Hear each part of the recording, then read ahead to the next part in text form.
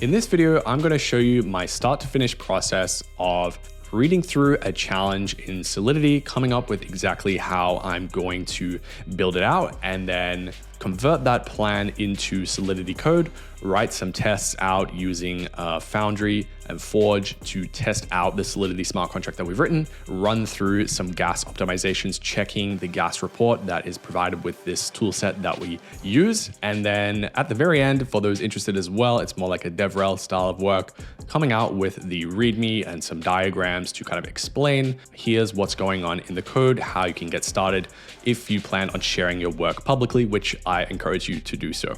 So with that said, hope you're excited. Let's dive right into the video. Sweet. Okay. So as you can see, I just created a little Forge project. I did initialize it with ThirdWeb. So I think ThirdWeb will probably be installed. Yeah, but I don't think ThirdWeb really has any dependencies installed. It's just for these scripts to run the deployments and other little helpful things, but probably won't be using it that much in this case. It's just the way that I'm most familiar with it. So what we want to do is first, I pretty much like to sketch things out a little bit in terms of what are we actually going to write before we start writing the code. So I might jump into Excalidraw quickly just to kind of draft up some stuff and see like how are we actually going to build this thing out. So I'll swap over my scenes for you into Excalidraw. Hopefully this looks good. Nice. That is a little bit of a flashbang. So let's go into dark mode somehow. There we go, that's better. What I like to do before writing code, and it kind of allows me to go into more of a flow state, is just say, all right, here's exactly what the path to making this thing is and the steps that we need to write up. Think about the logic a lot before you actually start writing, because once you know what's going on, it's easy to write code. It's harder to write code when you haven't thought about it and then you go back and forth fixing up things that you haven't thought about. It's easier for me to just get into like a frame of mind where it's like, okay, this is exactly what I need to do. So this is kind of the process that I would start out with. And when you think about rock, paper, scissors, there's two players. Well, that's a bit big. Two players. They each make a move. Only they know it. Only they know the move. Where's my little dot points gone? There we go. Only they know the move. So what I mean by that is like in rock, paper, scissors, you go, bam, you've like made up your mind. Maybe you don't make it up till like the last second, but at some point you make up your mind that only you know. Let's say you're going to go like scissors, right? Until you've revealed it, that person doesn't know. The opposition, I guess, or the enemy or the other friend that you're playing with, whoever it is, they don't know until you do that like final bam. Or you're going to do paper, you're going to do scissors, you're going to do rock. So at some point in time, you know the move and you need to like submit the move mentally before you're going to execute it, or reveal it, I should say. So they each make a move, only they know the move. Maybe let's say from the perspective of one person, make a move that is secret, only you know the move, and then reveal the move. Reveal the move to the other player or public, whatever it is. Oh, it doesn't fit on the screen. Just do a quick little zoom out just so we make sure it actually fits in the video. Reveal the move to the other player or the public. Excellent. And then what we have is it's revealed and then the winner is determined. So it's winner is determined. Maybe with these should be like numbers. 1. Oh, well, obviously that's not 1. That's 4, 3, 2, and 1. Wow, this is just kind of information. Just do a little dot point there. 1, 2, 3. So it's kind of a 3-step process, I would say. Make the move. In this case, you're kind of submitting the move. And since it's porting this from real life to smart contract, in this step, number 1, you need to submit that to the smart contract is what I'm going to say. So maybe beneath it, I'll do like in red what we actually, oh, okay, that's not going to happen, is it? If we can split these up a little bit, maybe that's better. And then this is going to be janky, but let's do this in red and move it over. So make a move that is secret. Let's maybe write out a demo function name. So it'll be like submit move or something like this. Submit move, and that is going to accept move, because the smart contract is going to have to know about multiple games or something, like assuming the smart contract doesn't just play one game. So maybe it'd be like game ID, player ID, which can just be the wallet address, and move, which here, I'm just going to do a little blue circle around this to come back to that point later.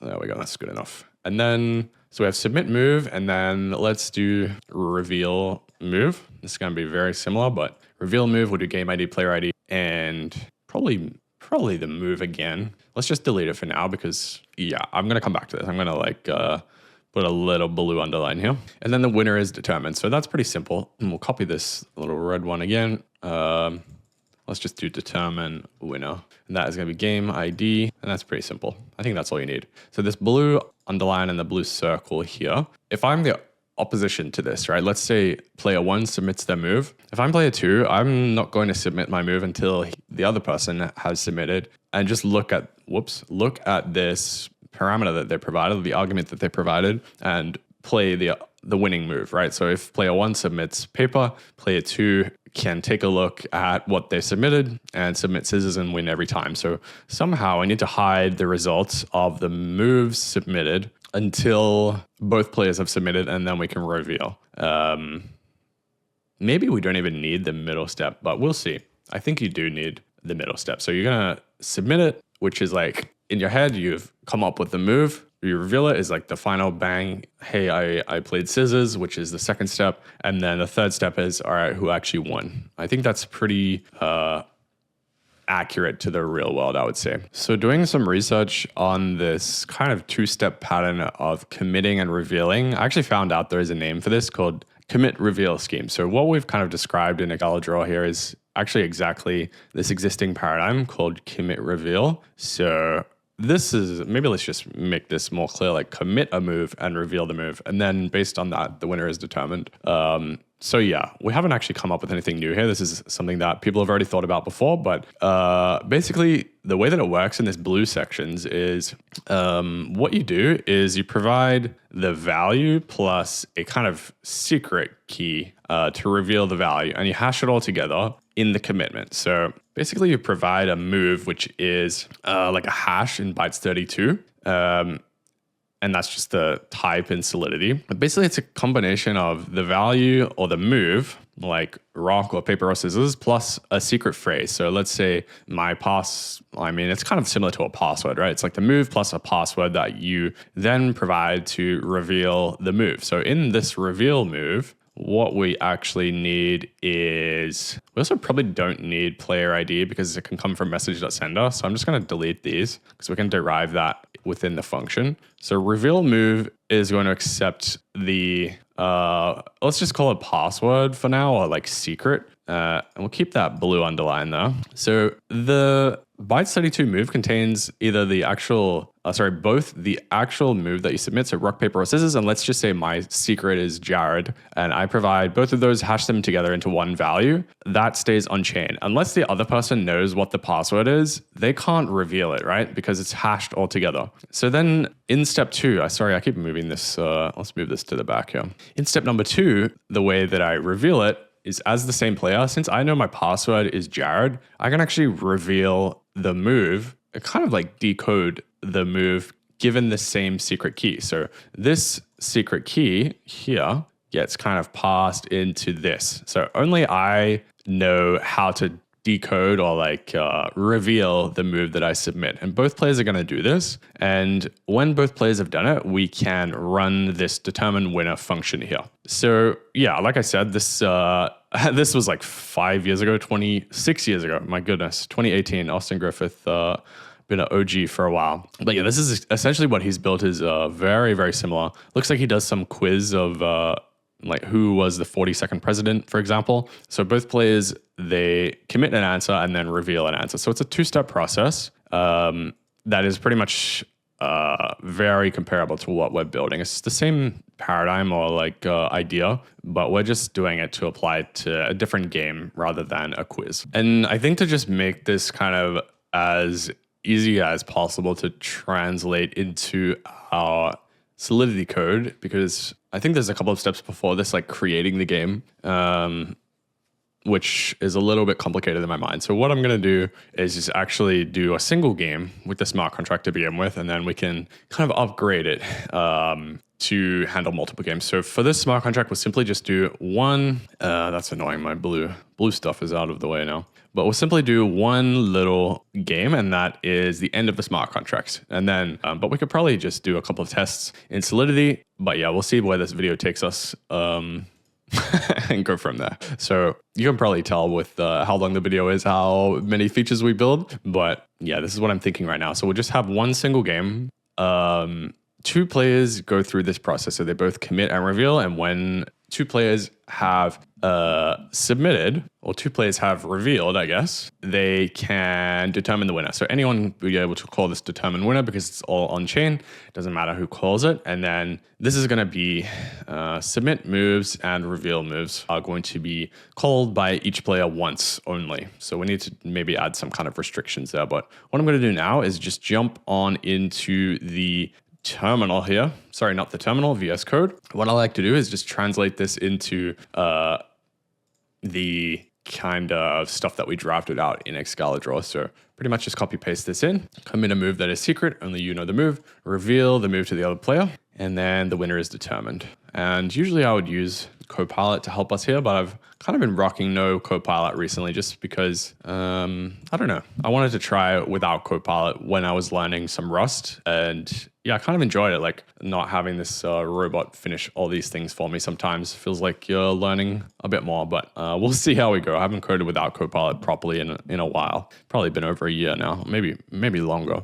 All right, so we have the constructor, we have the basic structure of a smart contract. We have this little test here that looks like it's in Solidity as well, which is new to me using Forge. And then, yeah, we're just going to go ahead and try and write this up. Commit move is basically going to be a function. I actually like writing in Solidity without Copilot is so hard because I've never done it. I've always used Copilot. So its basic syntax is going to be tough just because I don't usually write like from scratch without help, which is why I wanted to try it out without Copilot.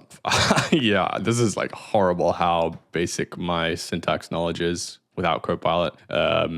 Plus jumping around different languages, like my main comfortable language is JavaScript, and I've been playing around with Rust and things like this recently. So we'll see. I'll pretty much just write out like the pseudocode, and if it bugs out, then we can clean it up from there. But this is going to be a function. It is going to be called commit move. It is going to accept. It is going to accept what? It is going to accept a hash or a commitment. So it's going to be bytes 32 commitment, and the commitment is a combination of the move itself and a secret. So we need to come up with a way to actually generate that. Probably do that in the test. So function, let's just call this public for now. Function commit move public. Oh my goodness, my syntax level is just horrible. Is it public function? Oh my goodness. You can tell why I wanted to try without Copilot. There we go. After the parameters is where it goes. Okay. So this looks all right. We have commit move,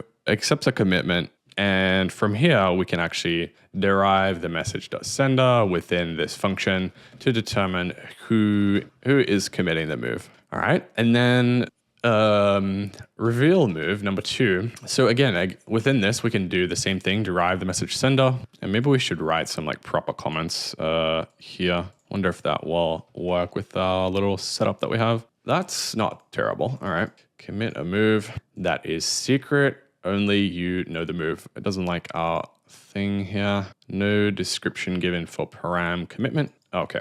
So commitment is a combination of the move itself and a secret hashed together. So this is looking nicer with this little formatting we have. All right. And then function reveal move. And this is going to basically just accept the secret, I'm pretty sure. And I don't know what data type to do here, but I'm just going to do bytes 32 for now. And we'll do secret.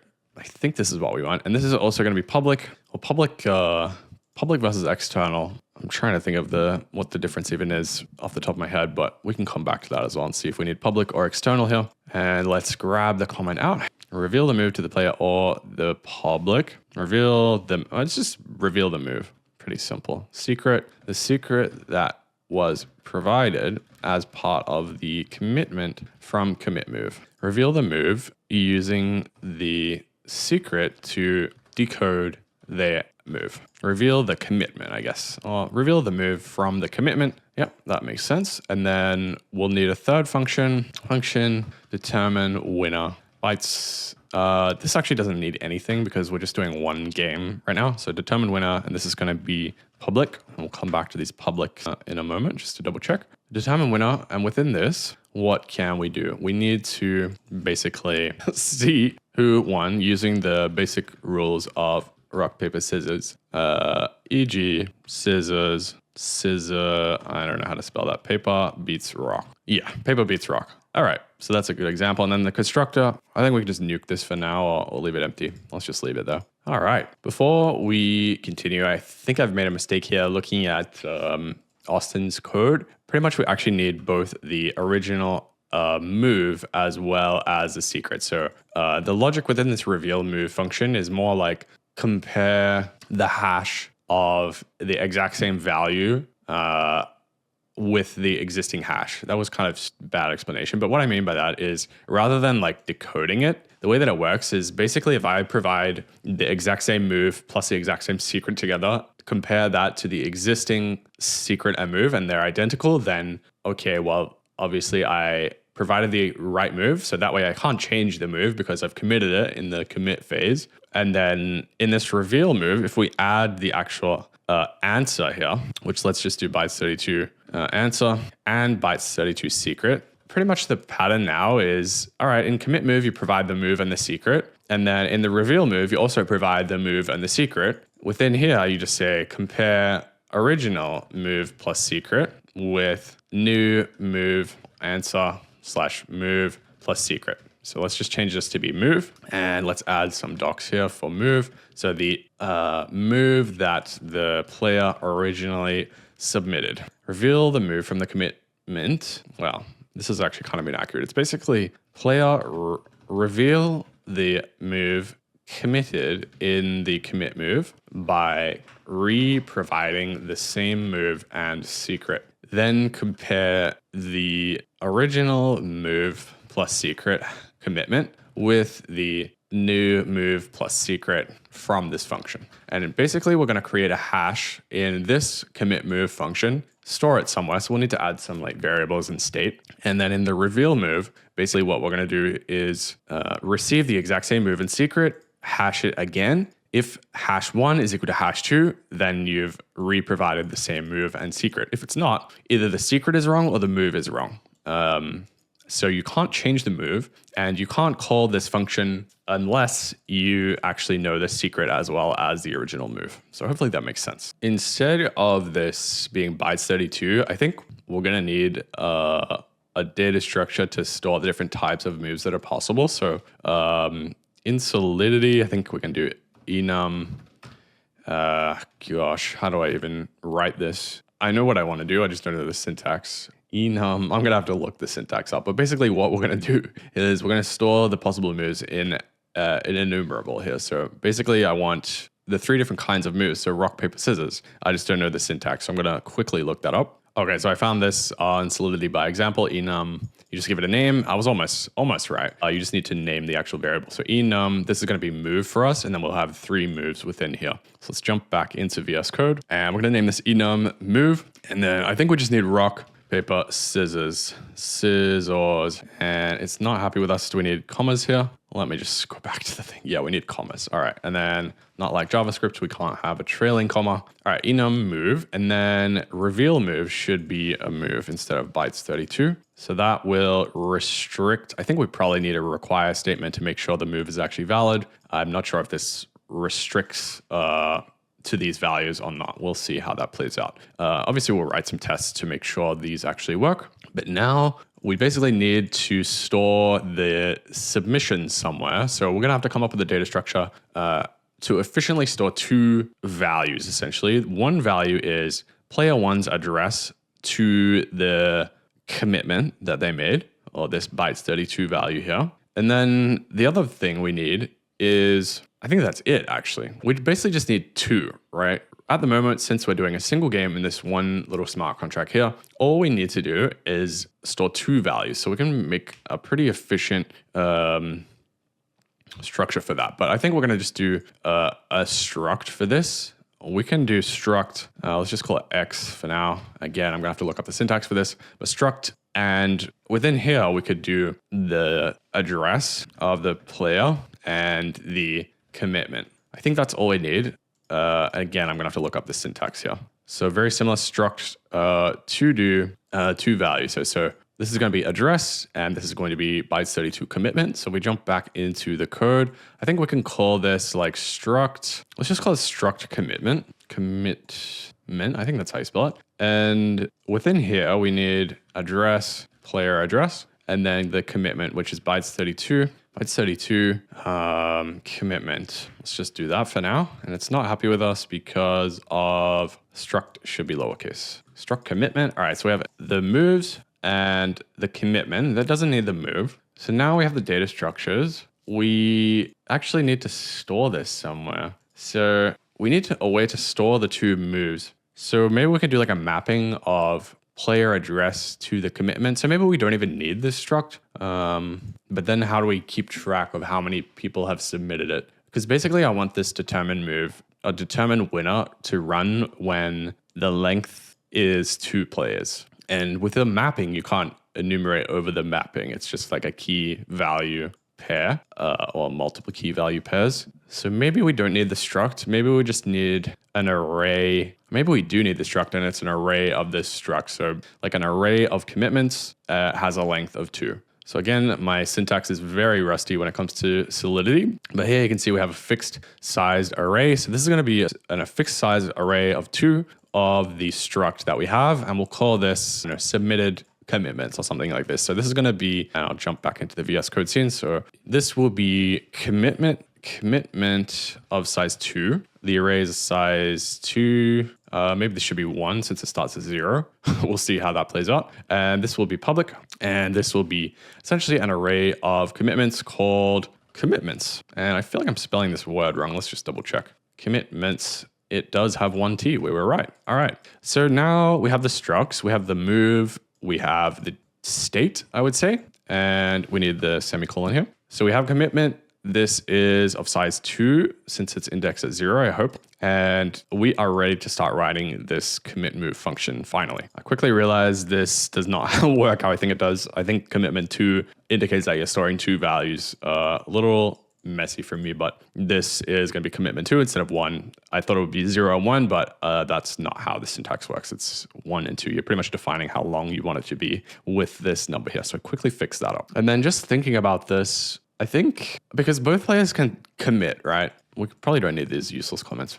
Both players can commit, but we won't know if the game is ready to reveal until they both revealed. Because you can have 2 commitments, but let's say you have neither player have revealed their moves. You can't determine the winner if 0 or 1 players have revealed. You need both players to reveal. So maybe what we can do is add a move in here. Or we could do like none. So basically none is the default state. And then what we can do in here is move, a revealed move. And this can be none by default. And let me zoom in. This will be none by default. But once it's revealed, we obviously make it not none. So I think that's how we're going to approach it. This way, each commitment, and maybe this should be like submission, struct submission. Struggling to come up with a good name for this. Submission doesn't feel right. It's basically like game move or like game entry, game submission, player submission. Player submission is okay.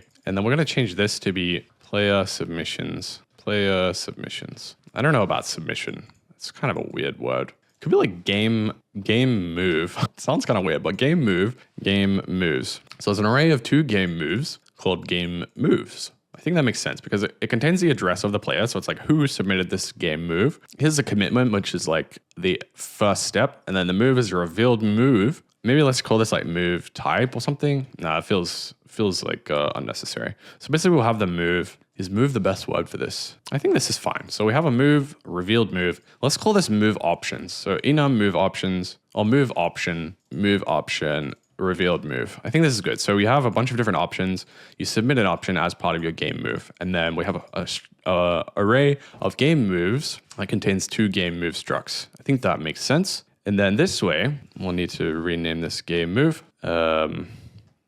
Since this is a struct, or maybe that's not what I wanted. I wanted a move option here. All right. So now in commit move, we store it inside of this commitment here for the player. So basically we create a new game move that contains the player address, the commitment, and the revealed move is none since we haven't revealed it. So I think this is a nice way to structure it where, all right, we can see each state. So we can see from the beginning, the game moves length is 0. So no one's even committed anything. If game move length is 1, we can read into that game move and see, okay, who submitted it? Have they committed something? And their move is none, so they haven't revealed it yet. And maybe none is like not revealed yet. I think that's more descriptive. And then we can say, all right, if the move is not revealed yet, then we obviously know, all right, they've committed it, but they haven't revealed it for the other player yet. And now just thinking about it, we shouldn't be able to reveal unless the length of this game moves is 2, just in case the player tries to reveal early, but don't want to get too ahead of ourselves here. So now let's actually just go ahead and make this like the most basic flow possible. So commit move, basically all we want to do is add to this game moves array with our moves. So let's just do game moves.push, and we'll need to do things like check the length and things like that. But we need to make a new game move struct. And again, my syntax is very rusty, but what we want to do is create a new game move struct, push it to the game moves array. So the syntax here is game move, and then I think you provide the stuff in curly brackets. So what do we have? We have the address, commitment, and the revealed move here. So let's just copy these values here, paste them in, give them a little indentation. And then, so the player address is message.sender. And I'm just thinking, is that transaction.origin or message.sender? I don't think it really matters. Commitment is going to be the commitment that got passed in. So I think the syntax here is like you provide underscore into these. So let's do bytes 32. So let's do underscore move, underscore secret. This is not syntax. This is just like the standard, I guess, to not get confused of the arguments provided with the stuff you're doing within the function. So the commitment, basically provide the stuff that the user sent in. And the revealed move is going to be the move option dot none or dot, what are the options here? Move option not revealed yet. Move option dot not revealed yet. I think that's okay for now. Just thinking like this is not going to match up to what the user's trying to reveal. So I think that's okay because the actual move is stored inside of the commitment. This is just kind of like a separate stage, I guess. So what's it complaining about? Remember, if push not found, you can't push to an array that has a length. So if we just remove that, and then we'll need to clean up the stuff here. So I don't want to remove this, but let's just keep it for 2. So I don't want to push it. Basically, we need some logic to say if there is something at index 0 or the first item in that array, then push or set the second item in the array to 2. If there's not, then basically we just need to come up with the index. So uint, I don't know what the index type is, but let's just do uint 256 for now. Uint 256 index to enter move is equal to the game moves dot length. So game moves dot length, if there are no moves, is 0. So this index to move, this should be +1, I think. Actually, I think this is fine. Game moves dot length. So if there's 0 moves, put this index to enter move is equal to this. And that looks better. Okay, so if there are 0 moves, set the 0th game move to a new game move. If there are 1 game moves, set the first game move to this new game move. And require that the game move should be less, or require the length. I think we can probably put this higher up. So require game moves dot length is less than 3 because, I don't know, again, the syntax here, because too many game moves. All right, so then we actually don't need this because we can just do game moves dot length.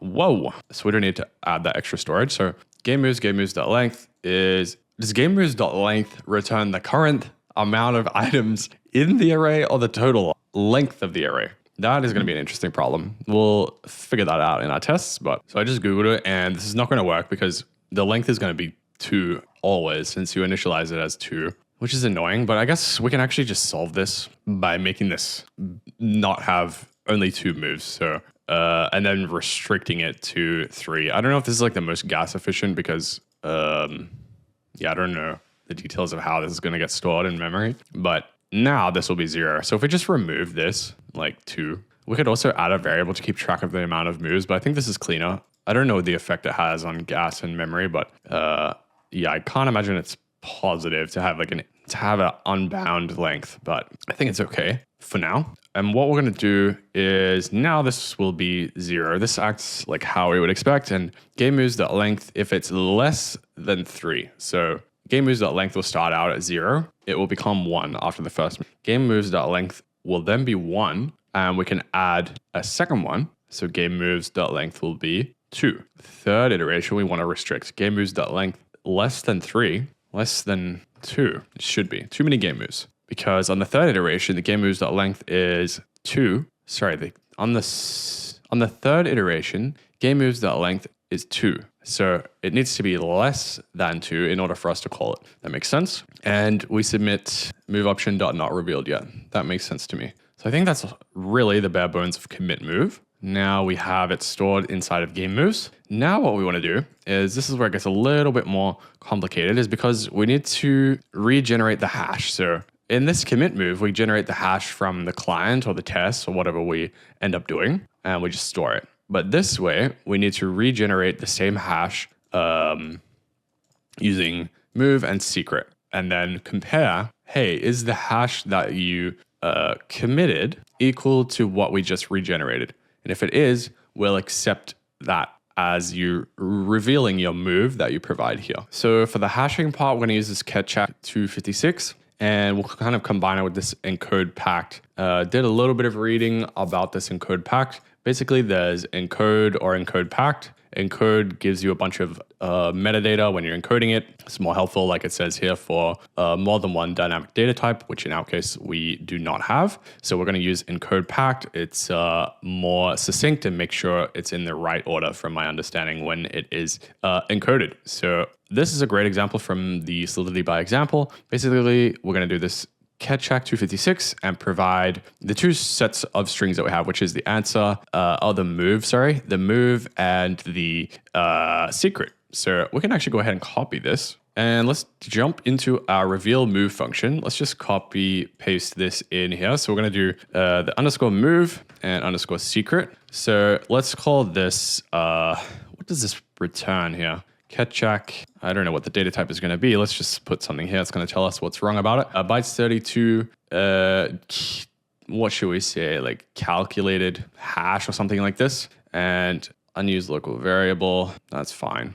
Bytes 32, catchat 256. What does this return here? Oh, it is bytes 32. Okay, nice. So now we have the new calculated hash. Let's just say new calculated hash. Actually, we can just leave it as calculated hash. I'm happy with that. And then, so basically now we have the original hash commitment, which was this field here. So commitment bytes 32. And we need to compare bytes 32 calculated hash with the original commitment from the move. So we first need to grab the move that this user submitted. So we can do that by saying bytes 32 original move, bytes 32 original commitment equals this player's commitment out of game moves. Now, this is where array has its downsides because we need to iterate through each of the items in the game moves array. So maybe an array is not the most efficient because this is going to be O of n time complexity. I mean, there's only 2 elements, so it doesn't really matter. Like, it's really fast.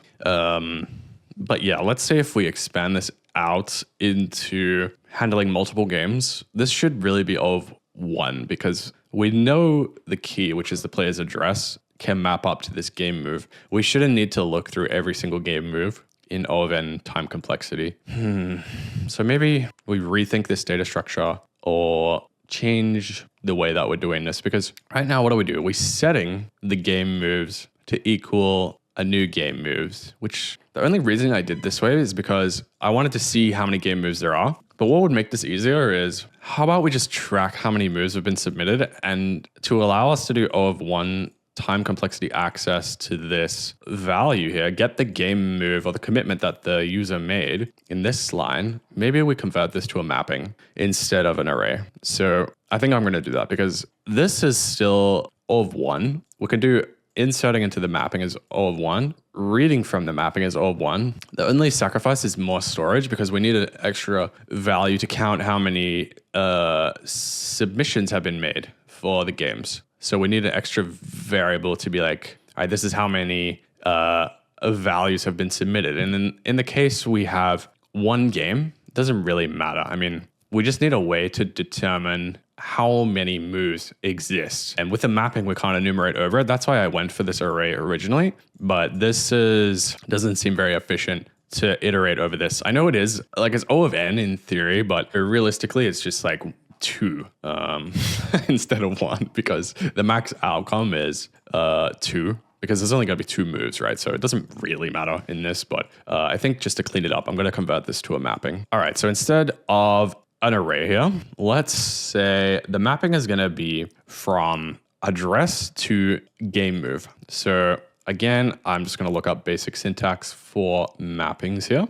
And in the background, you can see, so mapping from address to uint, we kind of want something similar to this, but instead of uint, we want it to map to a game move. And we can public and the name of the variable there. So let's swap back to our thing here. So this is going to be mapping from address to game move. And I think the syntax was something like this, right? Let me just double check. Oh no, equals arrow. And this is going to map to a game move. And then I think we can actually remove the field here, player address, which will save us some memory as well. Mapping address to game move is going to be public. What did we have before? It was game moves. Let's just rename that to game moves. And then since we have this mapping, it doesn't really matter. We don't need this in this game move anymore. So game move, maybe not the best name anymore since we have the commitment and the reveal. I think it's still fine to call it game move. And then now, instead of entering this at game moves.length, this is going to be game moves, and the key is going to be the address. So this is going to be message.sender,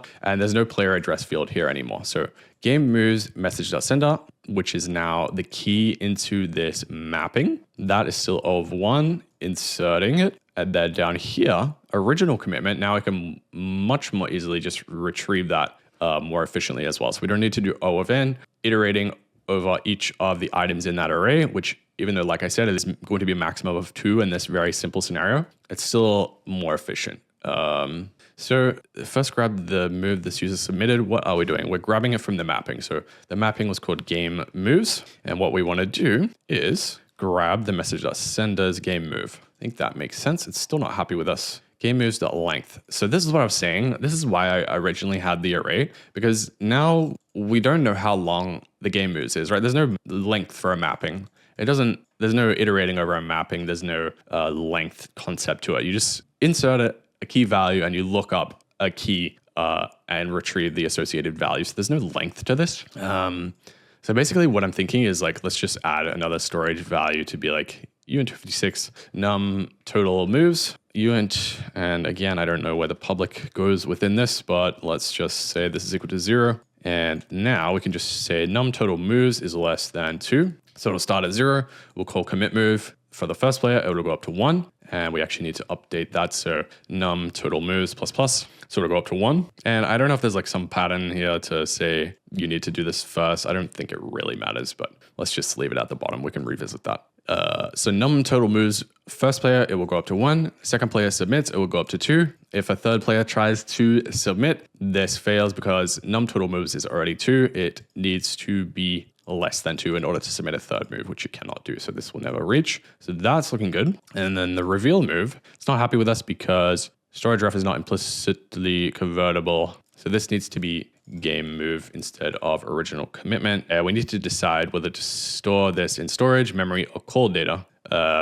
So let's quickly choose one of those. I actually don't think this matters. So I'm just going to put memory. I think that is the correct one, but I don't think we'll actually even need this variable because we can just read it out. I'm just using this here to make it very explicit before we clean things up. So basically we grab the original commitment and now we have the calculated, let's call this calculated commitment here. So this, it hashes this encoded move and secret combination, which is what we're going to do when we commit the move as well. So now we basically just need to compare, hey, does the original commitment match exactly to this original commitment? And if it does, if the comparison is true, then we can reveal the user's move. And my head is blocking my comment here. Basically what I mean by that is our move in this original move option struct is going to change from not revealed yet to rock, paper, or scissors.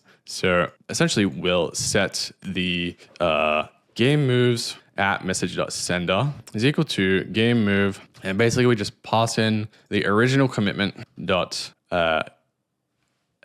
game move struct here was commitment. So original commitment is the same. Doesn't really matter. And then we can change the revealed move. I wonder if there's a cleaner way to do this. Revealed move is equal to the underscore move. Original commitment is equal to, this should be commitment is equal to original commitment. And I think there must be a better way to do that. Like we don't need to change the whole object. We just need to change one field. But for now, we can leave that as well. Let's delete this comment. So basically we generate the new hash, get the original commitment, and if to do, compare the two hashes to see if they're the same before continuing. All right, so then this is gonna get called. Let's just write comments to wrap that up. But you can see the logic here is if the two hashes are the same, then we'll update or essentially reveal the move by updating that data structure. So to write that logic, all we can do is just say require that original commitment is equal to the calculated commitment. And for some reason, I want to make this the other way around. Original commitment, calculated commitment equals original commitment. If it doesn't, wrong move or wrong password. I mean, that's a terrible message, but we can clean that up again. So that needs to have a semicolon at the end. And then, so this is not happy because built-in binary operator cannot be applied to bytes 32. Original commitment. Okay, so original move, this should be called, and then we need to grab the commitment out of that. So that should be dot commitment. Original commitment, game move, commitment, right? So original commitment, original move, sorry, that doesn't exist. Original move dot commitment, original move dot commitment. So that avoids us having this if else. That's a little bit cleaner. All right, and then we can delete these comments. And then I think we're being pretty inefficient here. So all we need to do is just change the revealed move. We don't need to recreate a whole new game move object. So what we can do here is game moves at message.sender.revealed move is equal to the provided move. So we just update the individual field there. So basically generate a new hash, grab the original move. If the original move is equal to the generated hash, then update the move in state. And I think we're gonna make this even cleaner. We don't need this value like I was saying. So game moves dot message sender. Yeah, that's fine. So we can just get rid of that extra memory there. So calculated commitment, grab the move and the secret, create a new hash. If the hash is the same, update the move, essentially revealing it in the process. And maybe I'm thinking we can add some events at the end of that, but that is a bare bones solution for that. So now determine winner. Basically, we want to check, is a number of total moves equal to 2? If it is, determine who wins the game. So basically, there's no complex Solidity stuff in here, I don't imagine. We're just going to use the rules of rock, paper, scissors to return the address of who won the game. And this can actually be a view, I think, so public view, because there's no execution going to be happening here. It's just going to return an address. And this is going to say returns address. So this returns the wallet address of the person who won the game based on the rules of rock, paper, scissors. So in order to do that, pretty much what we need to do is grab both of the players' moves. So let's just assume player one, well, what's the data type here? It will be game move. Game move, player one move equals game moves at index 0. We just copy that down. Oh no, it's not happy with us. So this must be memory or call data. I think we could just use memory here. Again, we might delete this at, oh, this is a mapping now. So we're going to do, we don't actually know what users have submitted moves, which is a problem. So what we might do here is just create an address of an array of addresses of length 2, call it public and player addresses. And then in commit move, let's set this array here. So what we could do is this could be an array of 2, or it could be an endless array. It would make it a bit easier for us. Let's just say, so we increase the total number of moves, and then we need to add the message.sender to this player addresses here. Since we've defined that it's a length of 2, we can't push to it. We just need to set the value. Might just be easier to delete this for now and just push to it. So player addresses dot push, and we're going to push message.sender here. Since we have this restriction, it can only ever really be 2. But now what we need to do is get the player addresses. So let's say address player1 address is equal to player addresses at 0. Copy this down to player2 address, and then maybe let's move this up a little bit. So we say player1 move is equal to game moves with the key of player1 address. And let's copy that down to say this is index of 1, so the second item, and then we'll copy paste this as well here. So it's a game move memory player2 move is equal to game moves of player2 address. All right, so now we have the second player's move and the first player's move. We can go through the logic of rock, paper, scissors. So what's the best way to do this? How many outcomes are there? There's actually a couple of different ones we can go through. There's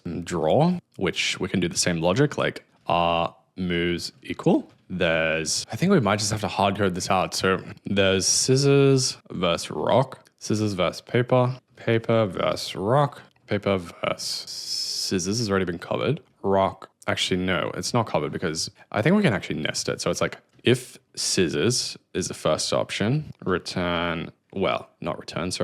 through paper and rock, and then we can just duplicate this twice and change it up. So this, like this, and then this becomes paper versus scissors and rock, and this becomes rock versus paper and scissors, scissors and paper. So I think this is all of the options because draw is simple, no one wins. If scissors, player 1, P1, paper, P1, rock, P1, P2 here. So what I'm saying here is this is the choice of the players. So if player 1 selected scissors, the only other option, since we've already checked for draws, is player 1 picked scissors and player 2 picked paper or player 2 picked rock. So here, for example, I mean, this is pretty self-explanatory, but player 1 wins, P2 wins. Here, if they chose paper and player 2 chose scissors, P2 wins. If they chose rock, they lose, P1 wins. If player 1 chooses rock and player 2 chooses scissors,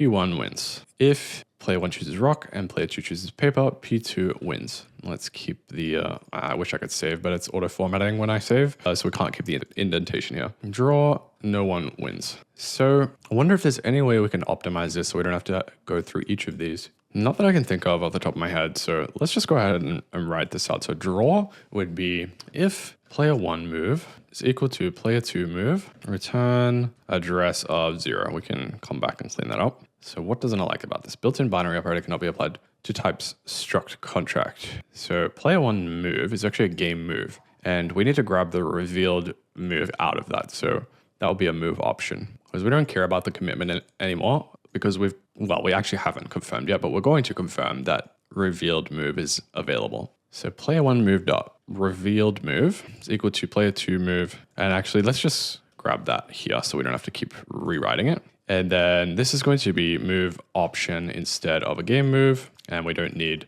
that memory there anymore. So player 1 move is equal to player 2 move. And let's just rename that to P2 move so we can fit it on one line. Player 1 move is equal to P1 move. It's just a bit briefer. And let's rename this to P2 address. P1 address is equal to P1 address. Address winner is what we're returning here. All right, so if they're equal, no one wins. And in that case, we can just return 0. I mean, we can come back and determine the logic of what we want to do in a draw, but that's okay for now. So if P1 move equals move option dot, how do you actually refer to this? Scissors, is that how you do it? Looks good. And we open curly brackets here. So if P2 move equals move options dot paper, return P2 address. Return P2 address. What's wrong here?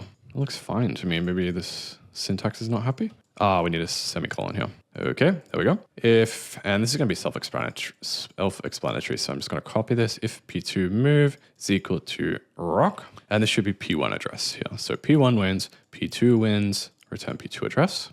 We can replicate the same thing down here. So paper, if p1 move is paper. And I think we're missing one here with rock. I don't know what happened to that. Oh, here. We just messed up our comments. So if p1 move is options.paper, scissors beats paper. So if p2 move is equal to move option dot scissors, then return p2 address. If p2 move is equal to rock, return p1 address. And if I edit this, hopefully I'll speed it up because this is like pretty self-explanatory, I hope. And finally, if p1 move is rock, then if p2 move is equal to scissors, return p2 address. Move option dot scissors. If p2 move is equal to move option dot paper, return p2 address. And this one is incorrect, p1 address. Let's just make sure we've got all the correct ones just by moving these comments around. Okay, so here we have p1 scissors. Scissors beats paper, so p1 wins. Scissors loses to rock, so p2 wins. Paper loses to scissors, so p2 wins.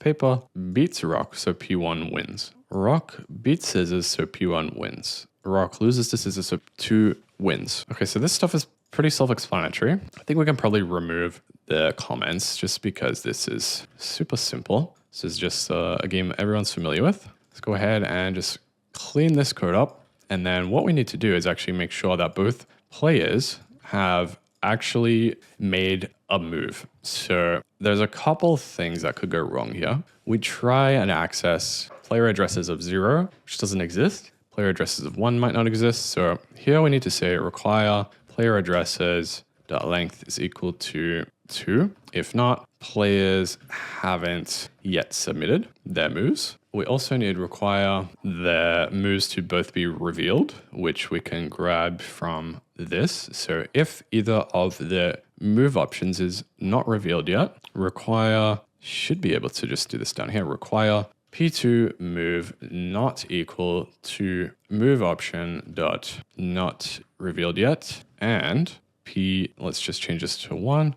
p2 move is not equal to that either. And the error for that can be both players must reveal their moves first. Looks like we have, not sure, this bracket here. All right, so they both must have revealed their moves. I guess this doesn't really matter, this check here. All right, I don't think it matters. We don't need that. And then we can continue. So reveal move. I think this is looking pretty good. We have the basics of the game. You commit your move, reveal your move, and then you can start to determine the winner. Okay, cool. So now I'm gonna go ahead and rename this to rock, paper, scissors. Change the actual contract. Give it a license. Let's just do MIT for now. 13 is fine. I don't really care about the version. Then let's rename this to rock, paper, scissors.test as well. And now what we're going to do is we're going to write some tests to test out the logic of our smart contract. First thing we're going to do is import the rock, paper, scissors contract. Let's do this inside of setup. What we need to do, and this is unfamiliar to me, so I have the docs on the side here, is we need to set up our contract in here. So what we're going to do is contract public RPS, which stands for rock, paper, scissors. This should be rock, paper, scissors contract. Yep. And then within setup, we're going to initialize that. So RPS equals new contract, which is new rock, paper, scissors. So that is going to create a new instance of our contract. And it looks like we can add some kind of dummy values for addresses. Let's do player 1 and player 2 with OX1 and OX2 as our little players here. And let's first even see if this compiles. So what I'm going to do is jump into our terminal here, and I have a special little scene for the terminal. So let's make it a little bit bigger. Drag that over and down. And what we're going to do is just make sure it actually even builds, not frog build, forge build. So function state mutability can be restricted to pure on this, which is a test. So we don't really care about that anyway. Let's go ahead and forge build. This should be all good. Run successful. And then forge test. No test to run. Let's just quickly add that back. Forge test, see if it actually runs. All right, so it looks like our test suite is running. So let's go ahead and write the actual tests now. So what I want to do is basically write a function to test, just a simple function, like just to get us started, seeing if this thing actually works. So what I want to do first is commit move, which I think is good. And then we'll do reveal move. I think we've dived too deep into a reveal move too fast. So we don't want to reveal move unless there is a committed move. So I think we can check the length of the commitment, and if it's 0, or if the revealed move is not revealed yet, then we can assume that they haven't committed anything yet. So we need to make sure that game moves require game moves of the index of the message.sender dot, let's just split this, all right. Grab the data type over here. So we have revealed move, and let's just zoom out just a little bit. So we're gonna grab the commitment here. So dot commitment dot length, hopefully this works, is greater than 0. No committed move to reveal. That should work. So basically what I'm doing here is saying, before we try and reveal it, let's actually check if they've even posted any bytes to reveal. If they haven't, there should be no move to reveal, and we won't continue with the function. All right, so now let's write our test function. So we'll say function test successful commit. This doesn't take any params here. What we want to do in this function, and let's just say public, sure. What we want to do in here is basically call this commit move function. So we're going to say, first we need to generate the hash commitment, right? So what we can do for that is say bytes 32 commitment. Let's just say test commitment is equal to, and we need to copy exactly what we do in this reveal. So we do catcheck, ABI encode packed, move, and secret. So let's just copy and paste that and replace move with actual values. So let's say we're going to do rock, paper, scissors, and this is getting a bit long. That's okay. Rock, paper, scissors dot move options, or move option, I think it is, move option dot scissors. And we'll combine that with test secret 1. We're using this vm.prank. So we're going to say vm.prank coming from the player 1. So this is coming from player 1. Let's say player 1 secret as the secret value, just to make it extremely clear. And when we call, we're not actually calling the function yet. So what we want to do now is say RPS. So let's move this prank down here. All prank does is basically say, call the next function from this player 1 address. So what we're going to do is we're going to call the commit move function. So we're going to say commit move, provide the test commitment, and that should be good. Then let's actually check if something is changing. So just to keep it simple, let's say number of total moves should equal 1. So then we're going to say assert equals rps.num total moves is equal to 1. That looks good to me. Obviously, we're going to check a couple more things, but just to get started with that, let's swap on over to our terminal here. And we're going to run forge test. And it looks like we're good. So 1 pass, 0 failed, 0 skipped. And assert equal num total moves. If we change it to 0, let's say, for example, let's rerun it. It should fail now. All right, so that is looking good. Let's just revert that little change that I did in the background, and we have our first successful test running. So something is going right. Well, at least we can call the functions and state is updating. We just want to check a couple more things within this individual test, and then we're going to write a couple more tests as well. That is looking good. Let's also check this game moves mapping here. So let's check the commitment, and the revealed move should be not revealed yet. So let's grab the way that it's going to be available in this test file here is we grab the two values out and kind of deconstruct them. So basically what I'm going to do is open brackets and just paste the two fields of the struct, separate them with a comma, and add that this is coming from the contract here. Remove this little piece. So close that bracket off. So basically we're grabbing the commitment and the revealed move out of the game moves mapping by passing the key of player 1, which if you remember was this value here, which we called the commit move function from. So then what we can do is assert equals that RPS dot, what we want to do here is assert that the test commitment is equal to the commitment. We can separate these with a comma. And then we want to assert that the revealed move should be equals to rock paper scissors dot move option dot scissors, since we provided that as the value that we were going to provide here.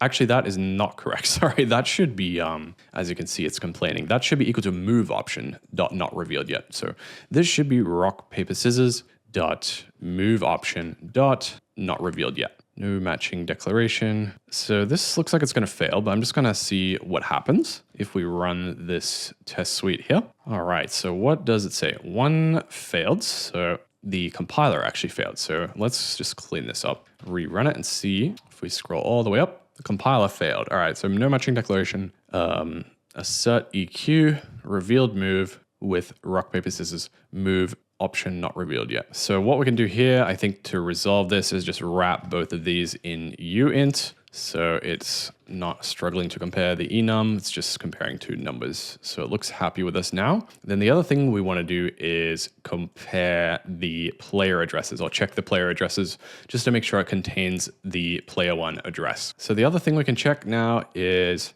player addresses here to make sure it contains player one. So assert that rps.playeraddresses dot or index 0 is equal to, and we can do assert EQ here, and the second value can be player 1. Let's close that off. Do we need to call this as a function? We do. All right, assert equal that the first item in player addresses should be player 1. Let's go ahead back into our terminal. We'll retest this quickly, and beautiful. All right, so all of our state is updating correctly in a successful commit test function that we have here. So this is looking pretty good so far. All right, so now we're happy with that. Let's go down here and write test successful reveal. So hopefully the name is self-explanatory what we're going to do. First, going to just copy this commitment from our previous test. So we'll make a successful commit. And then what we want to do is actually run this reveal move. So now I've committed it. I'm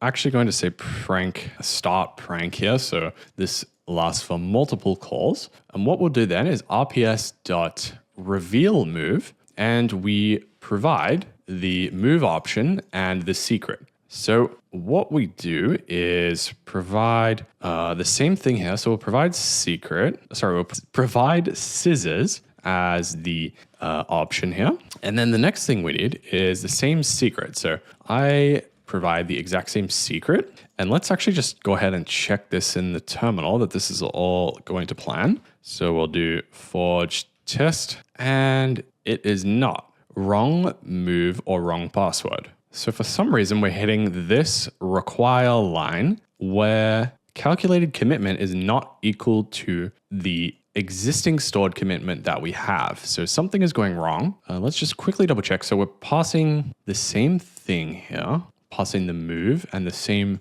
So I think this is, I know what we're doing wrong. So we're passing it as a string, I guess, not as bytes 32. So let's do this, bytes 32, and let's just go ahead and do that there as well, bytes 32, just to make sure we are being consistent. Close that off. So now let's rerun our test here. That is it. All right, beautiful. So we are successfully calling reveal. Now what we can check is what state is updated. So we pass the wrong move or wrong password. So the hash is matching up, which is fantastic. That's kind of like the most complicated piece of this contract. Then what changes is this game moves revealed move. So what we should do is start to expect assert equals that the revealed move is equal to the move that we provided, which would be scissors. So assert that RPS dot, we can pretty much copy this from here. So let's just copy this line, grab the game moves, let's grab this out. So we grab the commitment and the revealed move. So let's say assert equals, first of all, we care about the revealed move is equal to this value here. So it should be scissors. So we've effectively revealed our move. And again, we need to convert this to a uint or an int maybe. What do we do up here? We're both uint. So uint and uint. Cool. Let's go into our terminal and run this now. So that is still passing. And then I guess we can also do something with this commitment as well. So we could say, what did we do last time? Assert that the commitment is equal to the test commitment. I guess we can copy paste that. Should be the same deal here. So let's head back into the terminal, rerun this guy, and boom, beautiful. So we can successfully commit and successfully reveal. And then we can do the basic flow for determining the winner as well. Let's go ahead and close these up, and we'll do the same thing. Function, test, determine winner, public. And basically what we want to do here is do 2 successful commit and reveals, and then see who the winner is. So the most basic thing we could do is pretty much copy this. So we'll copy the commits. So we'll say, let's say vm.start prank with player 1. We're going to commit this test commit with player 1 submitting scissors. And let's just say they, just to make it easier, let's just say prank, and we'll call prank again, whatever. And let's say we want to check, can we determine the winner, which should equal 0 when we have only got 1 move. Actually, it should error out when we only have 1 move. So let's actually go ahead and call the determine winner function. And then we expect it to revert with this error here. Both players must reveal their moves first. So let's say vm.expect revert. And for this reason, if we jump into the terminal, we get an out of bounds access error, which is actually not that surprising. Now I look at the code. So it's trying to access the first index of the player addresses, but we don't have that because we've only submitted 1 commitment, right? So player addresses 0 exists, but player addresses 1 does not exist. So before we even begin this, we need to make sure that player addresses is of size 2. So let's say require player addresses dot length is equal to 2 for the reason both players must commit their moves first, just to be consistent with the other message. So now we expect the revert to be this. So they must commit their moves first before they even consider revealing. If we jump back into the terminal, rerun the test, and we're getting the correct message. So let's just move this before we call the function to say, hey, I expect this to happen before it actually does. I think that's what's wrong here. So we've jumped back into the terminal, rerun the test. Yeah, so now 3 have passed. All right. So we can continue with the rest of this determine winner function. We could also copy this to happen before we do anything. So that's like 0 players have done anything, 1 player has done anything. We still shouldn't work. So let's just quickly check that. Yep, fantastic. And then let's do the same commitment from player 2. So player 2, test commitment P2, test commitment P1. We'll prank from player 2, test commitment P2 here. All right. And then we expect to reach this because both options should be not revealed yet. So we expect to revert. So we'll say VM expect revert with this error message and call it once again. So let's quickly jump into the terminal, run it again. Excellent. So now we are reaching this requirement. We need both players to reveal their phrases. So let's go back to our VS Code and we can look at our reveal code. So basically need to call reveal move from player 1. So let's copy that from our reveal code. Let's scroll down here. Let's say vm.prank player 1. Let's then reveal the move. So player 1 committed scissors. Let's say player 2 commits rock. So player 2 should win in this case. So player 1 reveals their scissors. We should still expect this error to happen if we call it. Then player 2 connects or pranks player 2 and they reveal scissors. Let's say they reveal paper, which is wrong, should be rock. Then we expect it to revert in this reveal here. So let's say wrong move or password is what we should expect. So we'll say vm.expect revert for this reason. All right, so let's just quickly give a little check on our work so far. Beautiful. All right. And then finally, player 2 correctly reveals their move. So they reveal, and let's correct this little secret up. So player 2 test commitment should be player 2 secret. Let's say player 1 reveals their move correctly. Player 2 first tries to reveal the wrong move with the correct secret. Let's then say they try the correct move, which was rock. And let's say they enter the wrong secret. And we expect revert here to say wrong move or password. Give that a quick little test again. Beautiful. Okay, that is looking good. Then what we can do is finally player 2's like, oh, okay, I remember my move and I remember my password. Let's VM prank player 2 again. Let's reveal move. And this time they provide the correct secret and they provide the correct move. Let's run this in our terminal. Amazing. And then we can check a couple of state updates and we can actually call the determine winner function at the end here. So this should function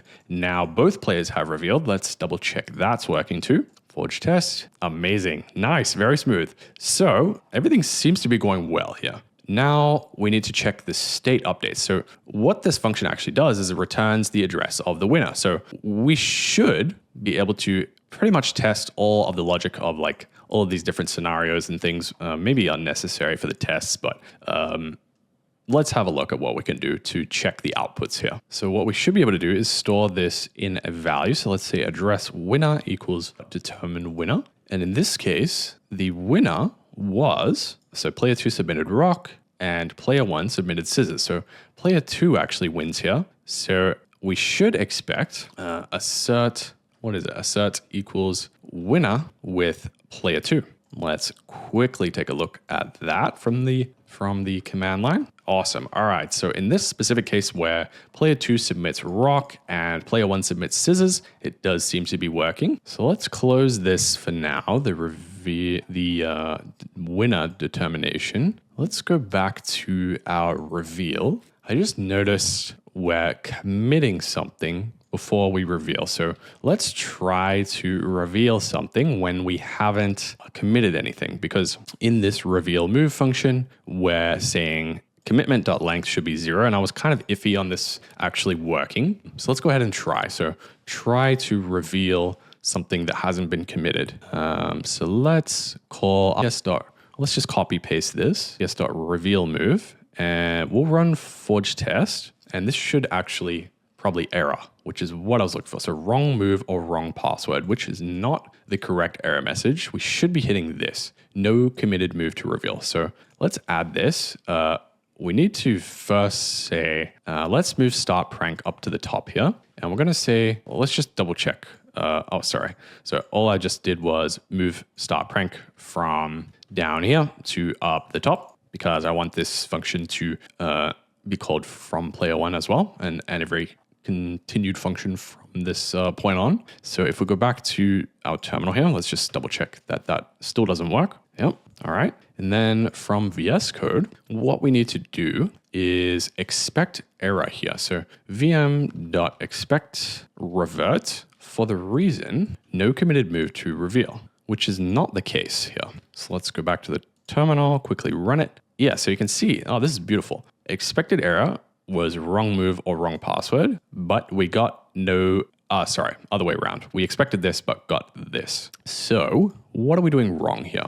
We're saying require that the commitment.length is greater than 0. I think we're doing this wrong because the length is always bytes 32, regardless of the data within it. So let's try compare it to bytes 32 just filled with 0.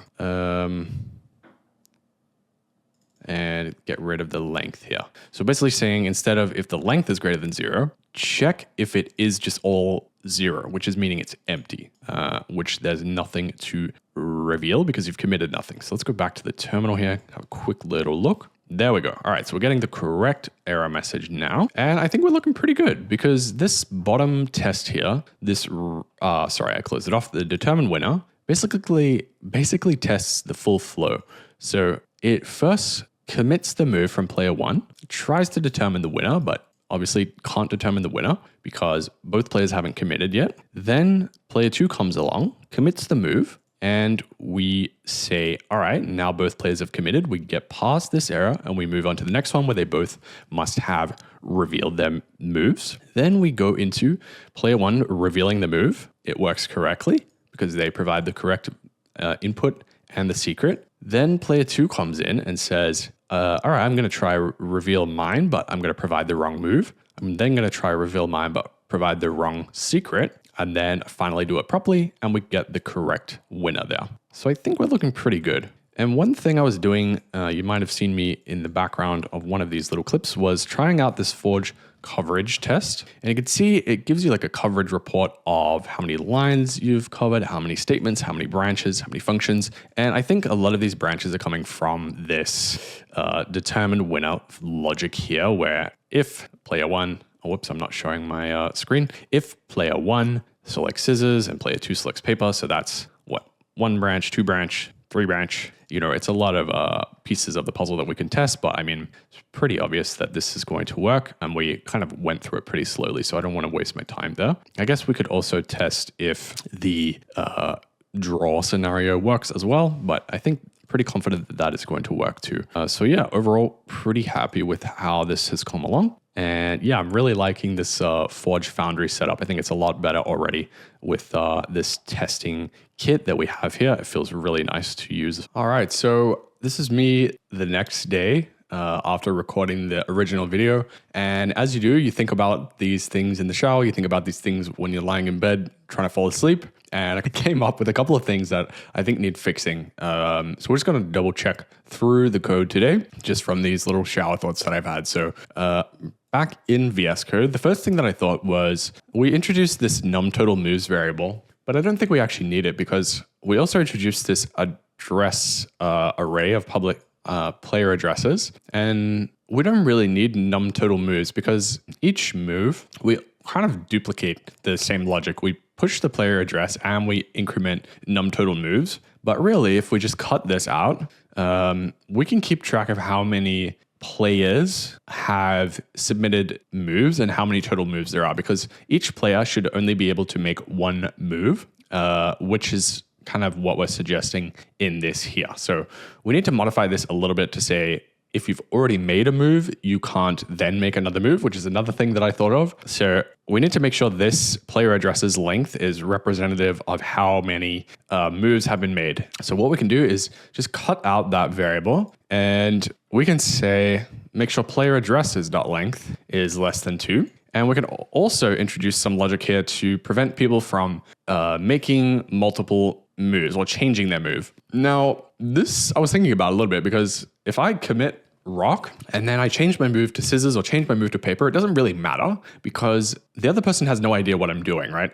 So I can change stuff before, but the problem is, I guess, with this player addresses.push, if the person changes their move, which is this logic here, changes it in the mapping, but then we push player addresses again to the array. So yeah, I mean, if there's like a data set that would be better for this instead of an array, maybe there's like a set or something. Maybe I'll do a quick little search around on the Solidity docs to see if there's like a unique array or something like this. But yeah, I want to add some logic to say require basically require that the player hasn't already made a move by checking this game moves mapping here. So to do that, I'm going to say require that player addresses of message.sender. And how can we check this? So we check it kind of down here. So we say is not equal to bytes 32.0. We do want to do the opposite and make sure it is equal to that. So is equal to bytes 32 of 0. And we want to check the commitment here specifically. Player addresses message.sender commitment. This is not what we want to check. We want to check game moves of message.sender.commitment is equal to bytes 32.0. So this is basically saying, make sure you haven't submitted a move or any commitment already, and then we update this. So we just get rid of one little variable, and we don't need to increment, because we kind of had duplicate logic where we would push the player address, and we can use the same array. And I'm going to check if there's a better data structure or data type for this variable here, but we can use the length of the array to keep track of how many moves have been made rather than keeping track of a uint variable as kind of a duplicate option. So let's quickly run our tests again here. Jump into the terminal and we can see I already did it and messed up because I didn't swap scenes, but you can see we have a test that runs the check on num total moves. So let's just go ahead and quickly remove that and then jump back into the terminal, rerun these, and we're looking good. Okay, inside of our test successful commit test, I might try and make the player one do a different move and expect an error to occur. So let's say ops commit move. So let's create, let's just copy this, right? Commit move again. And this should actually not work because they already have a move. So if we jump into our terminal, this should error out saying, oh, okay, it doesn't error. So we have a problem with our logic here. What are we checking here? So require game moves of message sender dot commitment be equal to bytes 32 of 0. So, I think we need to just vm.prank again. So it comes from player one. Maybe we can do start prank here just to make it a little bit cleaner. So that's going to say call the future transactions rather than just the next one. And then if we rerun it, hopefully this fails now. Yep, perfect. So reverted. I'm not sure why it doesn't print out the error, but that's okay. We are expecting, we didn't provide a error message here. So you already submitted a move. Well, you can only submit one move. So let's copy that error message. And what we're going to do is we're going to say vm.expect revert for this reason and rerun our tests here. Perfect. Okay. And then sorry, you didn't see the test suite. I need to get better at swapping over my scenes on my OBS on the right-hand side here, but just rerun the forge test and it looks good. So if we jump back into VS Code, what I might do is in this bottom test, I might also just try and commit something again from player one. So what I'll do is we have test commitment P1. Let's actually copy that logic that we just added here. So we expect revert and commit move once again. So we start prank player one. We're in the wrong test here, sorry. In test determine winner is what I'm looking for. We want to commit twice. So let's paste this here. So test commitment P1, we'll do prank from P1 again. So basically they commit scissors, they try and commit again. It should fail because they can only commit one move. And then we're basically testing to see player addresses should only be length of 2 at the end of this is kind of what I'm hoping to see. So down the bottom here, I want to add an assertion to say player addresses should only be of length 2. So let's say assert eq.player addresses.length is equal to 2. That actually doesn't look like we can use length. So let's just check 0 and compare that to address of player one. All right, let's double check that in our tests. Awesome. All right, and then we can go back and say player two should be the index of 1. Quickly check that. Nice. All right, and then maybe if we try and access the second index, this should be nothing, just to not go crazy if we're somehow extending the length of player addresses 2 here. So I'm expecting this to fail. Yep. So let's say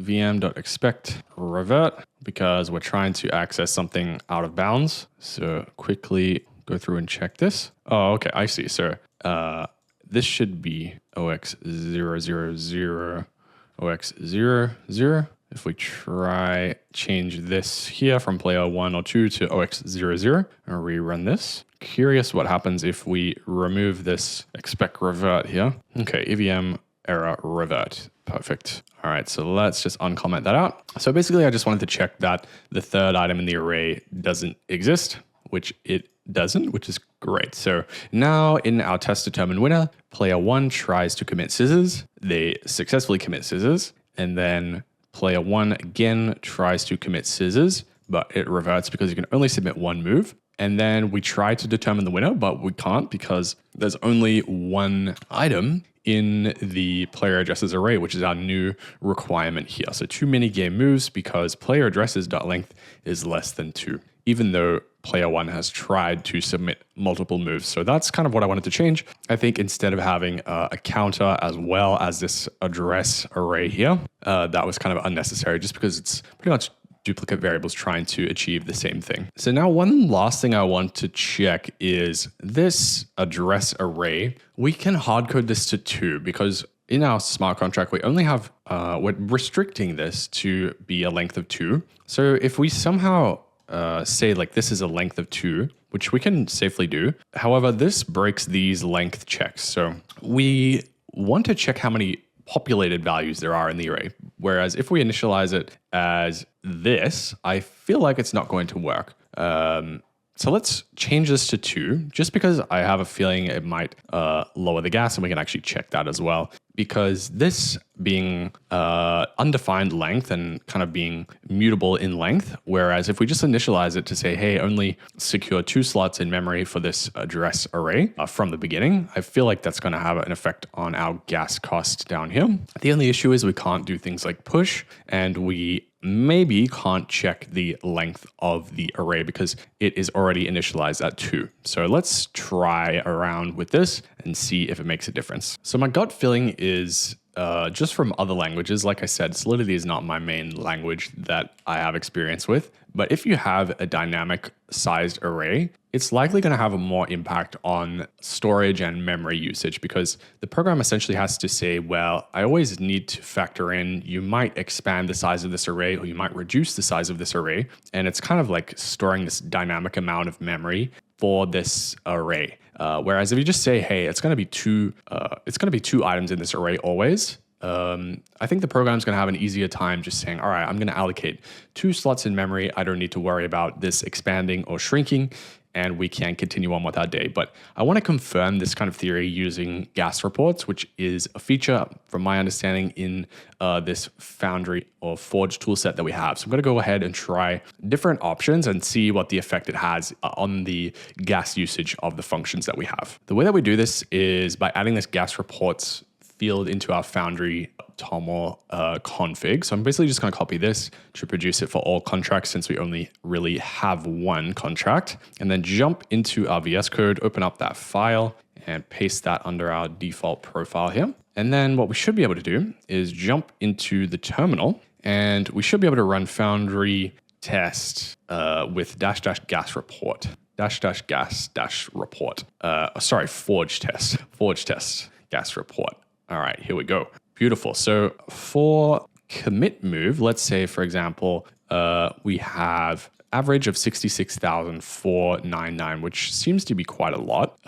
So this is currently with the dynamic array that we have here. So player addresses dynamic array. So I'm curious if we can modify it. I know we just spent some time changing this to be .length, and I mentioned we might run into some issues with this, but I think we're going to actually end up reverting it just based on my gut feeling. This is going to be cheaper if we set this to be a static size of 2. So let's note down what we had in the terminal here where we have these deployment costs, and then let's modify it to use a fixed size array and see how we can reduce these gas costs now. So the first option we can do is actually add back the counter variable. I know we just deleted it, but we can add it back to say current move count or something. And this can be a really small uint. So this could be like uint 4, is that a thing? Or 8? I think we check what the minimum size of a uint is. Seems like the smallest we can do is 8, which is all we really need. Or we could try int. Let's just do uint 8 for now to make it simple. And let's just say move count. I know we just seem to have reverted our decision, but let's say move count is equal to 0. So move count starts at 0. We commit move, we increment move count, it goes to 1. We commit move again, it goes to 2. So it is reflective of how many moves have happened. And we can use this to access the correct index in the array as well. So what we're going to do is kind of revert this back to be move count is less than 2. And then instead of this push, we insert, so player addresses at move count is equal to, what did we have?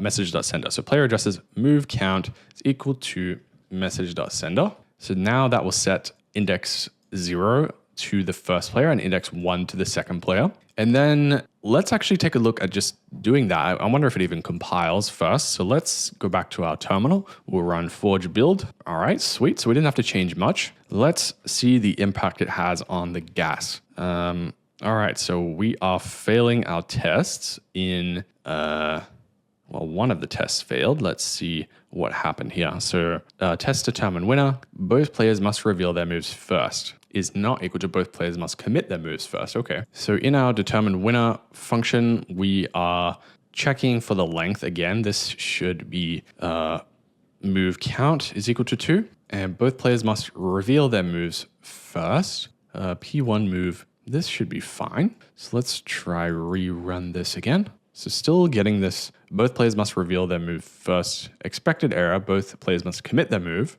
And we're getting both players must reveal their moves. So, we're not incrementing the move count. So every time the player commits their move, we need to just increment the move count. So we're just missing the counter there. So I just added this in here at the bottom of the commit move function. So move count ++. And that should fix our problem. So let's jump back into the terminal. We will run this again. All right, nice. So let's compare this gas cost with what we had previously. And this is really fascinating. I'm kind of geeking out a little bit. I'll turn my face off so I'm not covering it here.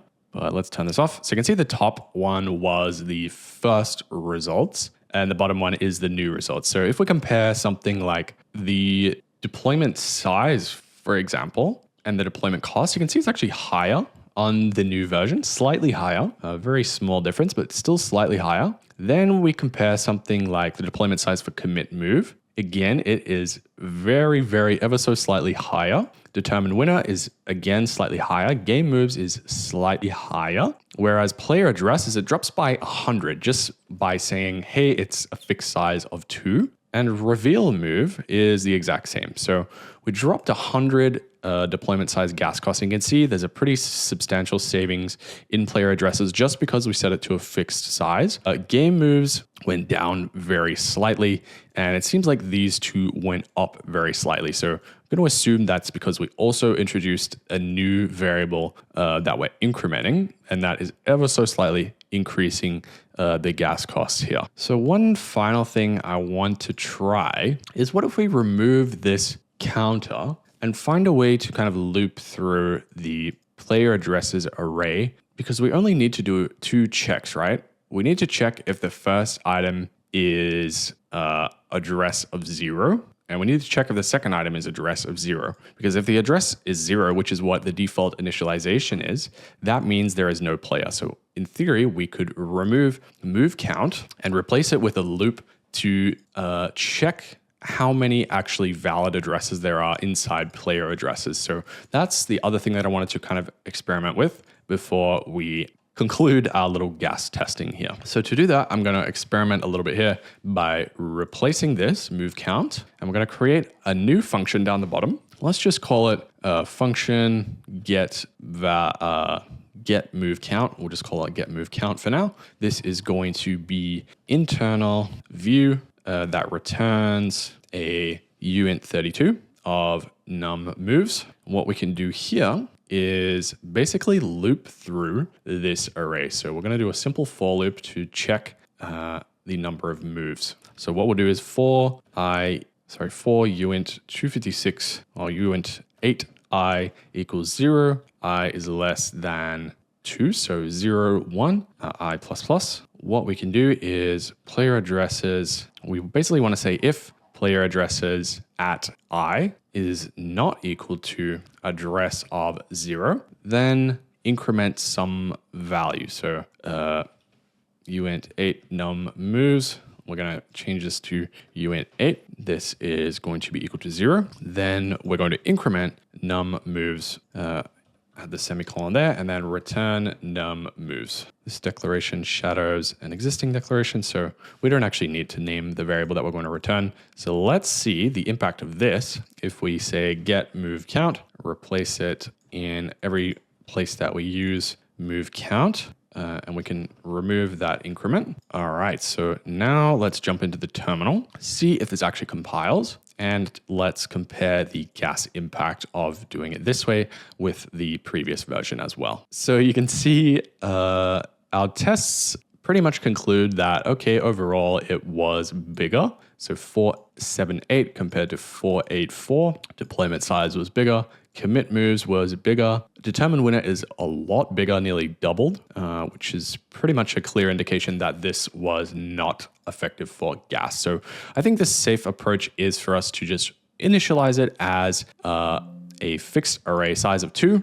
And we'll get rid of this get move count. So I'm just pretty much just going to Control Z everything we just did with this function and revert it back to our implementation with the fixed array size of 2. So let's Control Z, Control Z, Control Z. And I just added this little public flag to move count just to make it more explicit here. So now we run the gas cost again. You can see the deployment size goes slightly up. However, actually, this doesn't seem correct. If we've gone up in deployment size, I think you can see the determined winner has nearly halved, which is interesting. So the for loop may not have been the best implementation. I know what we've done. We've actually changed our variable. This little change that we made from public, if we set that to internal, I think we should come back down to the 2000. So let's test this again. And there we go. So little slight changes that you make have a small impact on the gas fees, which is pretty fascinating to play around with.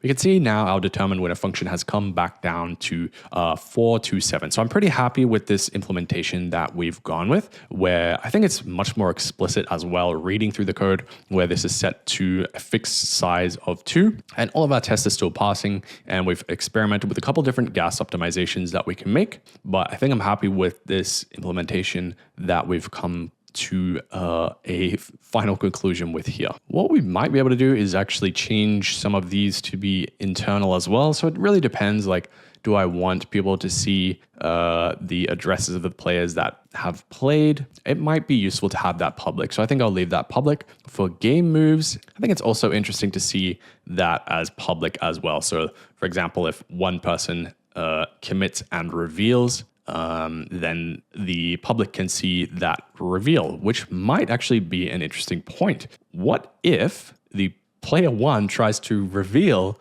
before the other person has committed? So we might actually have something to add within this reveal move function to say, if one person has committed and the other person hasn't, then you shouldn't be able to reveal. So that's interesting. I think we might add a little check to say, let's only allow you to reveal your move if both players have committed, just because, I mean, it is the user's fault. They're revealing before the other player has even submitted anything, but we shouldn't allow the users to be able to do that. So here I'm just going to add a little require to say move count is equal to 2. And let's zoom in a little bit. Move count is equal to 2 because both players must commit their moves before revealing. And maybe let's add a quick little test in our test file here.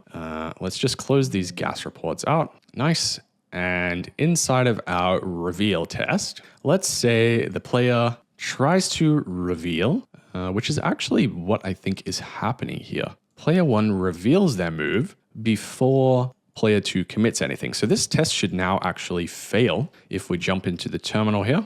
Run our little tests. So the test should actually fail. Both players must commit their moves before revealing. Excellent. All right, so this is a good sign that our tests are doing things that we want them to. So we're just going to modify this little test to make sure player 2 begins their commitment before player 1 tries to reveal. So just going to modify this test here, test successful reveal. So instead of start prank, I'm going to do VM prank player 1. They try to reveal their move. They then commit their move and they try again. Maybe we can leave start prank. It's actually a lot cleaner, I would say. Start prank. So they commit their move, they reveal their move. And here we're going to say vm.expect revert for the reason both players must commit their moves before revealing. And we need to start prank. So they commit, they reveal, and then we're going to need to say vm.end prank. Stop prank. And then what are we doing in this test? So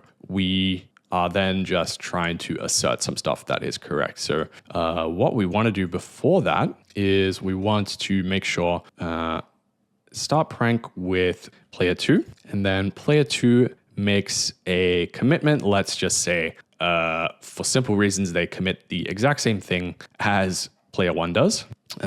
Let's say dot commit move test commitment. Let's say dot reveal move from player 2. And then let's swap over to player 1. Let's swap over to player 1. So vm.prank player 1. And then they also try to reveal their move. So this should work. So both players are revealing their move, and we're testing player 1 tries to reveal their move before player 2 has committed anything. And then player 2 comes in and says, all right, I'm going to commit and reveal. That should work.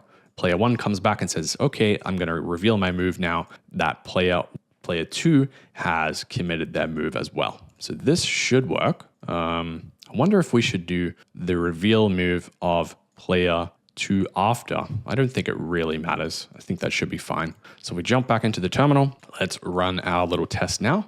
And I'm expecting this should be all green. Beautiful. Okay, so now first player can't reveal before the second player has committed. So I think we're looking pretty solid here. And let's just for fun have a look at the gas effects on this here. So let's say gas report. So you can see slightly larger with that requirement, but I think it does add some value to this function here, just because the player 1 might accidentally somehow reveal their move before player 2 has committed. And then obviously player 2 has a free win knowing the move of player 1. So generally what I like to do when I share these repositories is make the README as simple and easy to read as possible and refer to specific code snippets of what's happening in kind of chronological or sequential order, just so the reader can follow along and be like, all right, this is what this code does. This is kind of where the flow begins. This is what the next step is, and the outcome of the game. In this case, it's very simple. We can pretty much include the 3 steps that we came up with in that Excalidraw session at the start. And I'm just going to draw some nice little diagrams. I'll show you the workflow that I go through in case you want to do the same. Just when you're sharing these repos publicly, it's nice to have some kind of README that people can understand without cloning and spending a lot of time reading through the code. So to begin with, I basically traced this fist drawing tutorial into Excalidraw here. I think it actually looks pretty sick. Pretty happy with it so far. So basically, I'm going to go through the steps of the game, how it works, and just draw some nice little diagrams alongside it to showcase what the code is actually doing. So here we have P1 and P2, and maybe this can just be the introduction to what we're actually building here. Rock, paper, scissors, and let's do like a little Solidity edition brackets here. Make that a little bit smaller. So that can be our little introduction. And then the reveal is kind of when the other person can see it. So maybe to symbolize this, we can do some eyeballs or something like this. So we'll copy paste the fist. The player 2 can now see your move. And underneath the commitment, let's say your move is hidden. Player 2 can now see your move. So the step to achieve that is reveal your move by resubmitting the same move and same secret. And here we'll say it is hashed with a secret. Along with a secret, your move is hidden. Reveal your move by resubmitting the same move and same secret. Player 2 can now see your move. So here, instead of a lock, let's draw some eyeballs. So I just grabbed the eyeballs emoji here, and let's try our best to do a little outline around these. So I just added a little blue outline to visualize you can see your move. And I might just make this red, make the opacity a little lower, just suggest that you're locking in your own move, and the blue eyes and player 2 in blue can now see your move. And then the smart contract determines who the winner is. So we'll add a little text here to say, once both players have committed and revealed. So once both players have committed and revealed, the smart contract determines the winner of the game. So this was what I finally came up with, was step 1, commit. Step 2, reveal. Step 3, determine winner. And I just made it a bit more obvious that player 2 is also performing these actions as well alongside player 1. And then once both players have committed and revealed, the smart contract determines the winner of the game. Then what I'm going to do is break this up into 3 steps. So here is step 1 of commit. Just make this nice and big. So basically here, each player provides a hash of the move along with the secret phrase. So let's say the inputs here are in red. So player one, they provide their move, rock, paper, or scissors, and they also provide a secret key. Player two does the same thing. So we'll just make this blue, a secret key password, let's say, just to make it more simple, a secret key / password. So player one and player two both do this. They send it to the smart contract, but before they do that, they need to create a hash that combines them together. And then they end up at the smart contract. So they need to kind of combine both of these into a hash. So maybe let's get rid of player two for now. Let's leave it there just in case we actually decide to duplicate this. But their move, so let's say rock, and their secret key, let's say Jared123. That's not my real password, by the way. Don't get any ideas. Rock and Jared123. So the move and the password. Basically, we put this into a hash function. So let's say rock and Jared123. Let's do some dotted lines. And essentially, we wrap this in a hash function. So a hash of open bracket, close bracket here. And we'll just do a simple plus sign here maybe. So a hash of their move plus the password. Let's just move all three of these up. And let's say this outputs to be OX123 and goes into the smart contract. So now within the smart contract, we have player one submitting OX123, and then the same thing for player two. So let's just go ahead and copy all of these, paste them down here. So let's say this is paper. Whoops. Oh, we're editing the wrong thing here. Sorry. So let's cut that. Let's say scissors, just to be consistent with the example above. I'll grab the hash here, add a couple more spaces to it. So this move was scissors, and let's say, I don't know, let's just call it Ben. Sorry, editing the wrong one again. This is Ben 1, 2, 3, 4, 5, 6. That is an imaginary friend, Ben, their name. And this ends up being OX ABC in blue. And the smart contract stores OX ABC for player two. So that is the commit phase done. Let's say this is just S and this is just rock. And then for the next phase, we have reveal. So just go ahead and copy all this, set this to reveal. So now the smart contract has two hashes. Basically need to do the exact same thing. They need to provide, players need to provide the exact same move plus their secret phrase they used in the commit step to reveal their move. So here we can copy a lot of the same stuff. They're basically doing this again. So let's just simplify it to say P1 and P2. This goes into the smart contract. The smart contract recomputes the hash. So let's say player two actually tries to submit an incorrect password. They forgot their secret. So let's just say note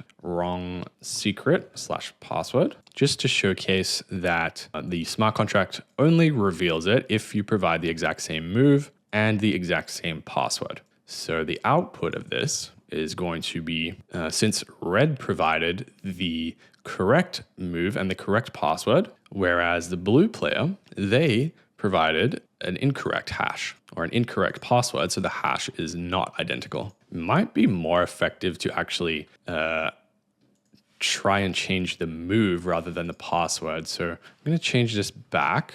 So let's pretend player two sees that player one submitted rock and tries to change it to paper. That's more effective at showing the fairness of the smart contract, I think. So the password is the same, but the move has changed. Let's just make these green to make it clearer what's changing. So the hash is different since move is wrong. Maybe green is not the best color for this. Let's try like a pink just to make it like more negative. Green is kind of associated with things going correctly, but pink is just more neutral. So now they try to change their move, but since the hash is different, move is not revealed. So let's clean this up. The password is actually correct. So I don't know why this is here. The password, Jared123 plus scissors. The hash is identical to the commitment, to the existing stored commitment. So reveal the move. Let's just make a little note here to say this prevents cheating. And now the final step is just determining the winner. So this is pretty simple. The smart contract just takes both inputs. P1 did rock, P2 did scissors. And then once both players have revealed, let's just make a little note here. Whoops. Once both players have revealed, the smart contract can determine the winner. Smart contract, rock and scissors. So the output is that red or player one wins. So that step is really simple. I think that is really all I wanted. We just basically need to take a couple of screenshots from this and import it into a VS Code README is what I'm looking to do. So I just grabbed the screenshots, chucked them in the screenshots folder. And then a nice little hack that you can do in VS Code is Control K, let go of Control, press V, and that'll give you a kind of a preview of what you're actually editing on the right-hand side here. So I just grabbed the structure of the first little header bit from my EVM kit repo. So using some HTML just to give it a bit of styling. So let's change this to rock, paper, scissors in Solidity and build a simple, and this is where GitHub Copilot does come in a little bit handy to help you write these things just for the README, but gives you some suggestions of what to put in. So once you give it a nice little introduction, I like to just do a getting started so people can run it on their machine locally.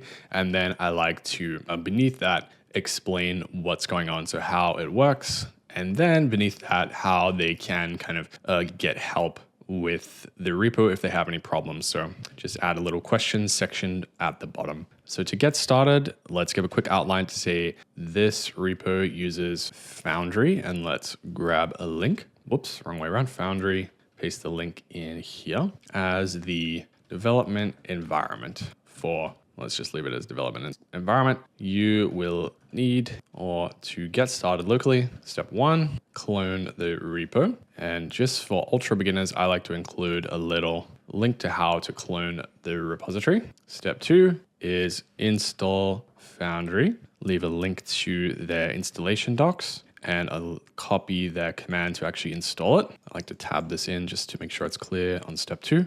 And then step 3, you install the dependencies, and then you can just build and install the smart contracts, or build and test the smart contracts. Foundry test. That doesn't look right. It's wrong indentation. There we go. So then we can write the how it works section. So the smart contract uses the rock, paper, scissors smart contract, allows 2 players to play a single game of rock, paper, scissors. It uses the commit reveal scheme to prevent cheating. We can break the game down into 3 steps. 1, commit. Step 2, reveal. Step 3, determine the winner. And here we'll include a screenshot to, and I'll just quickly add some alt text. Here, rock, paper, scissors image. And we'll add the alt text to this image here. So rock, paper, scissors game flow. So that is going to link to this flow.png file here. So that's going to show the overall flow. Commit. Let's add the image to the commit, and we'll do the same for reveal. Do the same for determine winner. Beautiful. All right, so we have all of our screenshots that we had in the Excalibur draw. So now we just need to add some little explanations to what's going on. And I like to also link to the code snippets, or copy in some code snippets that are relevant to each section. So for commit, let's just add one commit players commit to their move, either rock, paper, or scissors, by hashing their move along with a secret phrase together. And then the hash is submitted to the smart contract. Step 2 is reveal. Players, this hash is submitted to the smart contract. Players reveal their move by providing the same move and secret phrase using the commit step. The smart contract recomputes the hash and compares it with the hash submitted in the commit step. If the hashes are the same, the move is revealed. Step 3, determine the winner. Smart contract determines the winner based on the moves revealed. Once both players have revealed their moves, the smart contract determines the winner based on the move submitted by the players. Smart contract determines the winner. The winner is determined by the rules of rock, paper, scissors. That's pretty obvious. So then in the commit step, the commit move function accepts a bytes32 commitment that is the hash of the player's move and secret phase together and stores it That is the hash of the player's secret move and phase together and stores it in state. For example, if a player wants to commit the move rock with the secret phrase, Solidity, we can just copy the test that we wrote for that. So this is scissors with the secret phase, phrase, player one secret.